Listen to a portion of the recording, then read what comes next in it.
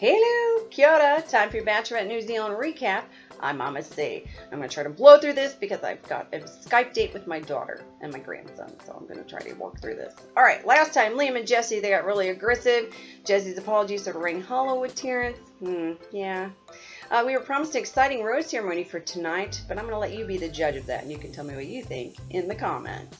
We join the lads playing cards. George says you can still feel the undertones. I mean, they may have forgiven, but they have not forgotten at all. Liam says Jesse has another date with Lily today. You know, he thinks he's lying. Quinn is starting to wonder, what's up, man? Why can't I see Lily? Also going on the date, though, excuse me, we find out it's a group date. So not just Jesse, but Terrence, Erin, and Elliot. Turns out this is a mission by the ladies to get info on the blow-up that happened in the house between the guys while they're all doing this bicycling tour. So Terrence is still irked over Jesse's semi-apology. Lucina probes Jesse, and she's not really buying it, what he's saying, because, I mean, if Jesse had just come out and said, yeah, this was my part, I was one of the main instigators, me and Liam, da-da-da-da. I mean, I think he kind of does, but it just didn't, it was sort of rang hollow, and I think that's where it was coming from as far as she was thinking. Lucina, yeah, I don't know, she just seems sketched out, I guess. Erin gets in next to Lucina on the bikes. They talk the incident. He says it does play in his mind. She asks what he thinks of Mike, and he says, well, he's a really nice guy. He's got a nice tan. It would be easier if he wasn't such a nice guy. You know, damn it, for him being the whole package really sucks for the rest of them. Lily says Erin and Lucina are really into each other. The girls choose a guy then to chat with and spend some more time with. Lily chooses Elliot, and Lucina picks Erin. Lily asks him if he knows why he was sent home. He says he's not really sure, but, you know, maybe because his humor wasn't, they didn't get his humor, I think, maybe. But then after a while, I mean, they talk, they're having a good chat. Lily says Lucina and Elliot are on different weirdness levels. So that's how that works, I guess. Elliot realizes he needs to open up more and not just be, you know, a fun guy. So he needs to open up more about himself. Lily sees that inside Elliot is a real decent human being. Yeah, he's a nice guy, and he's funny, he's outgoing, she's laughing a lot, and she says he, you know, it was a great chat. And they hug, but not like romantic hug, more like friend hug. So Erin and Lucina chatting some more. Lucina wants to figure out his perspective of the house. Well, he talks about the rift, and I mean, what he says is all completely true and accurate, because he has no reason to lie to her. Lucina said Mike told her that it started with him, as in Erin, and I bet I was shocked, because I was like, wait, he obviously came in late and he missed it or something, because that's not really the case. But he explains that it was Jesse and Liam who originally stirred things. You know, she respects him, etc. Lucina offers him a rose, he accepts, and then they kiss some more. Steve, Quinn, and George, they're starting to wonder why they're being sidelined. You know, things are starting to bother a few of the guys. Tavita is struggling with his hernia. Oh my God, he's going a bit stir crazy, and he feels like he can't be all he wants to be for Lucina because of this hernia. I mean, obviously he's in a lot of pain, so this is going to be hard to get out there and do fun activities when you're supposed to be restricted and you're supposed to be laying around and all. Oh yeah, it's not good for him, and I feel really bad for him being stuck in this situation. Yeah. Terrence and Jesse, they have a little chat. You know, they need to have a talk to clear the air. Terrence apologizes for snapping at Jesse, but I think this was his way of leading him in to get Jesse to apologize more, because he then tells him that he felt his apology was shallow, but I think what he meant was hollow. We get Art asking the girls about the drama. Lily says the story continues to sound different the more people she talks to, and she wants to get to the bottom of this crap. Yeah, so this is ridiculous.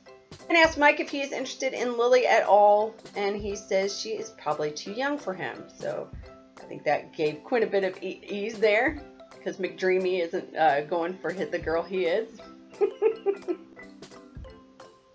Elliot returns from his date and says he wasn't trying to do a piss take after his last date, but he just wanted some privacy. And then he says Jesse got a tattoo, and he then started to drop trout, and written on his bum is not telling. They all have a good laugh over it, because I admit, that was funny. That was funny.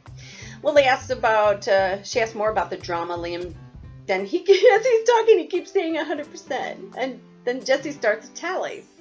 And when, like, Liam reaches 11 and all the guys just bust up laughing. I mean, they did like a count on the TV. I mean, and then it's like he keeps saying it. And then 12, more laughing. At this point, I kind of got the impression that Lily didn't realize why they were laughing. Or maybe she thought that they were just laughing at him for opening up. That wasn't the case. They were totally laughing about the 100%. And I was laughing right along with him. Because, you know what? When somebody overuses a word, you have to make a game of it. Because it's silliness. It was hilarious. But I don't think she liked the interruption. But, oh well. Say lovey. Lucina asks how Coomer Mike is doing. And he says he's feeling a bit left out. You know, he mentions why he's worried. And, you know, she says, well, it's about connection. But, hello, how is someone supposed to get a connection if they've been waiting around for 5 days to have any time at all? And then, because they always act like, oh, well, you should come find me. It's like, oh, so for the 2 minutes of a cocktail party, they're supposed to try to pull you aside when everybody else is. She realized that he hasn't had any one-on-one time, you know. And she says being passive in this instance isn't doing him any favors. Yeah, I love how they always put the blame on the guy. Oh yeah, you're brought into this situation, you don't know anything about it. You don't know from day to day what's happening. But, you know, you're just going to have to open up and tell us all your worldly secrets, you know. And there's a good chance that you're not even going to get a date. You know, it's just ridiculous. So I don't blame them for being nervous about it. Lily goes aside with Richie and asks him about a conversation they had started. He talks about having a seizure. And then instead of freaking out about it, he tried to make light of it by making a comic about it. He says seizure boy becomes a superhero when he has a seizure. And I think she feels a connection here with him. And so she shares about her hearing loss and her hearing aids. And they kiss. But it's just a little kiss because Lily is taking time because she really likes him. And yeah, she thinks that's why she's taking her time before she really gives him a good pash. Yeah, because they are just like, you can see the little... You can see it. You can see it. I think Quinn is in trouble because, yeah. So our talks with the girls, Lucina says there's no connection with George. Lily agrees that it's a friend sort of thing with George. I say Coomer Mike is a question, but to be fair, they haven't given him any time. Lucina says Steve is comfortable, but with no physical connection. Then we see Lucina walking up the stairs. Tavita and Lily are passing by. You guys are going upstairs. Then obviously something is about to go down. Well, then they go to commercial, as they do. When they come back, Art tells the lads that something is going on. And when we see Tavita talking to the ladies, he says with his mom's struggles and his hernia, you know, obviously, this is really hard for him. He says he really likes Lucina, but he needs to bail. And, I mean, they respect him because what can they do? He's obviously, his health and his mother, you know, his family are more important than him hanging out to wait, you know, if he's going to pass whatever tests that they want him to do or jump through whatever hoops, you know. So all respect to him. And I just hope that he's doing better now. I really hope that he's, you know, if he has his surgery or if he's been able to heal or whatever, I hope he's doing much better now. So yeah, so back to the rose ceremony, which really isn't a rose ceremony because we find out that no one's going home because Tavita is going to say his goodbyes. Jesse and Liam are gutted because that's their mate, and they literally cry because they're going to miss him so much. Yeah, Jesse and Liam are gutted. Tavita says his goodbyes. Jesse and Liam have a cry about him going.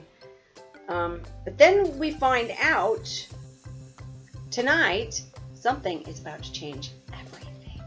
What? Well, we'll find out tomorrow on the next Bachelorette New Zealand recap. I'm Mama C. Have a great day wherever you are.